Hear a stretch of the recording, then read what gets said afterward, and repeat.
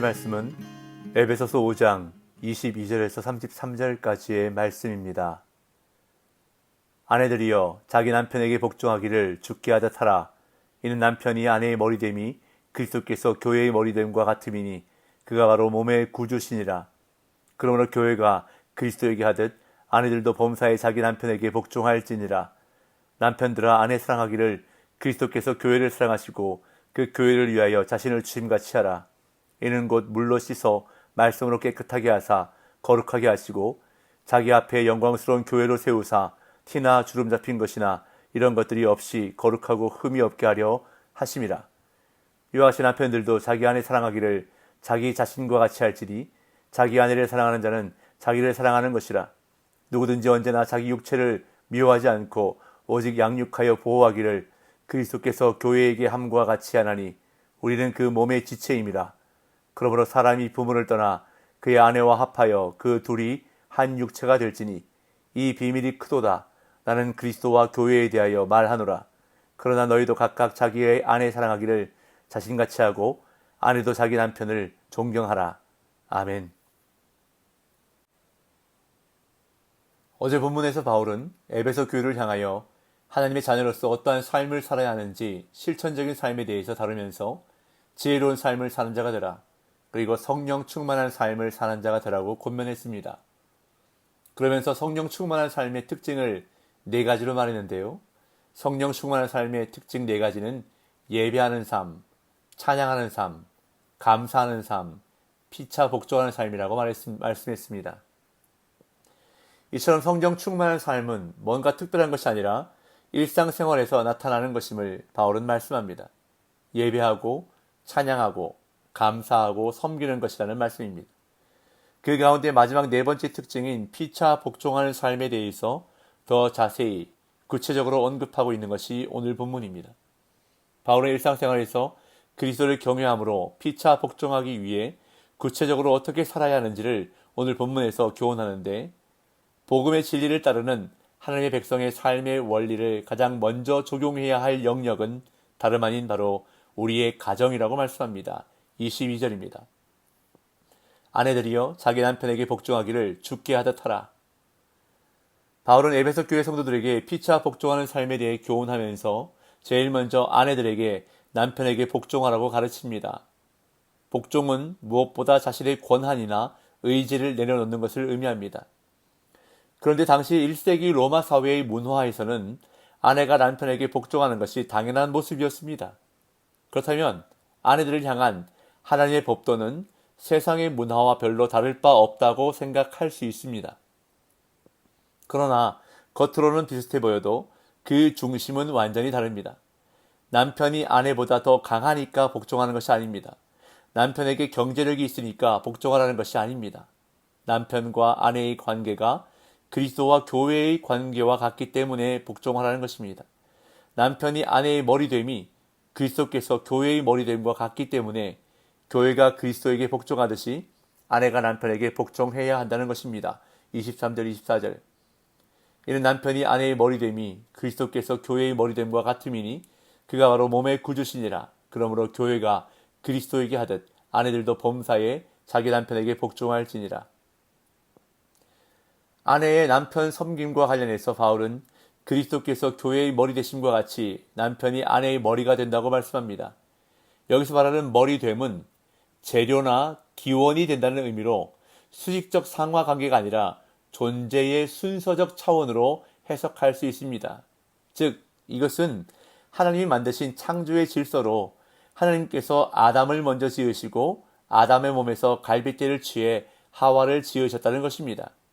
그래서 바울은 고린도전서에서 이렇게 말씀하고 있습니다. 고린도전서 11장 8절 9절을 제가 읽어보겠습니다. 남자가 여자에게서 난 것이 아니요 여자가 남자에게서 났으며 또 남자가 여자를 위하여 지음을 받지 아니하고 여자가 남자를 위하여 지음을 받은 것이니. 즉 남자의 권위는 하나님의 창조 질서에서 나온 것이라는 뜻입니다. 만일 남자가 여자보다 힘이 세기 때문에 여자가 남자에게 복종한다면 그것은 권력이나 힘에 대한 약자의 복종일 수밖에 없습니다. 그러나 하나님의 창조 원리에서 그 권위가 나온다면 믿음으로 하나님의 뜻에 순종함으로 그 권위를 인정하고 교회가 그리스도를 따르듯이 범사의 남편을 따르라고 아내들에게 교훈하는 것입니다. 그런 다음 이제 남편들에게 바울은 교훈합니다. 그리스도께서 교회를 사랑하시듯 아내를 사랑하라고 교훈합니다. 25절. 남편들아 아내 사랑하기를 그리스도께서 교회를 사랑하시고 그 교회를 위하여 자신을 주심같이 하라. 바울은 남편들에게 할 말이 더 많아 보입니다. 남편에게 복종할 것을 아내들에게 권면했던 바울은 이제 남편들에게 아내의 사랑하기를 그리스도께서 교회를 사랑하신 것처럼 하라고 명령합니다. 그러면서 그리스도께서 교회를 위해 자신을 주신 것을 예로 듭니다. 여기서 주다라는 뜻을 가진 헬라어 파라디도미라는 단어는 예수님이 자신의 전부를 온전히 내어주었음을 말해줍니다. 바울은 그리스도의 십자가 사건을 암시하는 이 이미지로 남편들에게 훈계하는 것입니다. 그리스도께서 교회를 위하여 자신의 전부를 온전히 내어주신 그 희생적인 사랑처럼 아내를 향한 남편의 사랑은 자신의 전부를 내어주는 희생적인 사랑이 되어야 한다는 것입니다. 또한 바울은 남편이 아내를 사랑해야 하는 목적에 대해 그리스도께서 교회를 사랑하셔서 궁극적으로 영광스럽게 세우신 것을 말합니다. 26절, 27절.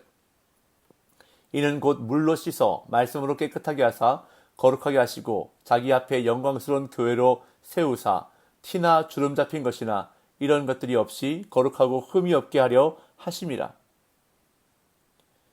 바울은 교회를 향한 그리스도의 사랑에 관해 그 목적과 결과를 설명하면서 아내를 향한 남편의 사랑도 같은 목적을 가지고 같은 결과를 가져오는 것이어야 한다고 교훈합니다. 그리스도께서 자신을 내어주심으로 교회는 깨끗하고 거룩하게 되었습니다. 그렇게 해서 그리스도께서 바라신 대로 교회가 그 앞에 영광스럽게 서게 되었습니다. 교회에 대한 그리스도의 사랑의 결과가 이러하듯 아내에 대한 남편의 사랑도 동일한 결과를 낳아야 한다는 것입니다. 남편은 아내에 대한 온전한 사랑을 실천함으로 아내의 존재가 보다 가치 있고 온전해지도록 해야 한다고 교훈합니다. 그러면서 바울은 자기 자신을 사랑하는 것처럼 아내를 사랑하라고 남편들에게 재차 강조하며 교훈합니다. 28절. 이와 같이 남편들도 자기 아내 사랑하기를 자기 자신과 같이 할지니 자기 아내를 사랑하는 자는 자기를 사랑하는 것이라. 바울은 무엇해야 한다라는 당위성을 나타내는 오페일루신이라는 헬라어 단어를 사용해서 자기 아내를 자기 자신과 같이 사랑해야 한다고 남편들에게 강조합니다. 자신의 몸을 함부로 대하는 사람은 없을 것입니다. 자기 몸을 보호하고 아끼듯이 아내를 보호하고 사랑하라는 것입니다. 당시 많은 가정에서 아내가 남편의 종이나 다름없는 존재였음을 생각한다면 이것은 완전히 다른 가치관에 근거한 가르침임을 알 수 있습니다. 바울은 여기에 덧붙여 그리스도께서 몸된 교회를 사랑하신 것 같이 아내를 사랑하라고 권면합니다. 29절 30절. 누구든지 언제나 자기 육체를 미워하지 않고 오직 양육하여 보호하기를 그리스도께서 교회에게 함과 같이 하나니 우리는 그 몸의 지체임이라.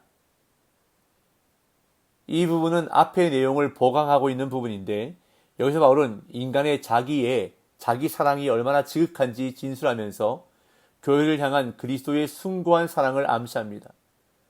사람은 언제나 자기 몸을 관대하고 지극한 정성으로 보살핍니다. 자기 몸을 위해 모든 영양소를 섭취하며 다치지 않게 보살핍니다. 이와 같은 사람의 자기 사랑은 마치 그리스도가 교회를 애지중지하시는 것과 같습니다. 그리스도는 자기 몸인 교회를 위해 필요한 모든 자양분을 공급하시며 교회의 안전을 위해 필요한 모든 방책을 강구하십니다. 이어서 바울은 남편과 아내의 관계를 창세기 말씀을 통해 확증합니다. 31절 32절. 그러므로 사람이 부모를 떠나 그의 아내와 합하여 그 둘이 한 육체가 될지니 이 비밀이 크도다. 나는 그리스도와 교회에 대하여 말하노라. 여기서 바울은 창세기 2장 24절 말씀을 인용합니다. 제가 읽어보겠습니다. 이러므로 남자가 부모를 떠나 그의 아내와 합하여 둘이 한 몸을 이룰지로다. 한 사람이 부모를 떠나 아내와 합하여 한 육체가 되면 남편은 이제 아내가 타인이 아니라 자기 자신이기에 그녀를 온전히 대해야 한다는 것입니다. 그런데 이러한 사실은 단순히 부부관계에만 적용되는 것이 아니라 큰 비밀이라고 바울은 말합니다.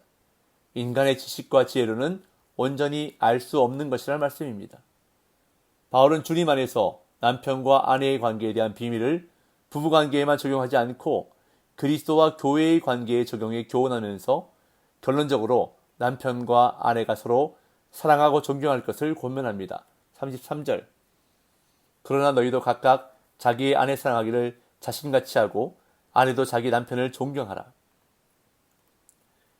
여기서 한 가지 주목해서 볼 것은 바울이 남편에 대해 아내가 갖추어야 할 태도를 복종하다에서 존경하다로 바꾸었다는 것입니다. 이는 남편에 대한 아내의 바른 태도가 상명하복 관계에서의 복종이 아닌 남편의 권위에 대한 인정과 존경임을 보여주고 있습니다. 성령 충만한 삶의 모습인 피차 복종하는 삶은 가정에서부터 시작되어야 합니다. 남편을 존경하고 아내를 사랑하는 삶이 바로 성령 충만한 삶의 시작이요 하나님이 원하시는 가정의 모습입니다.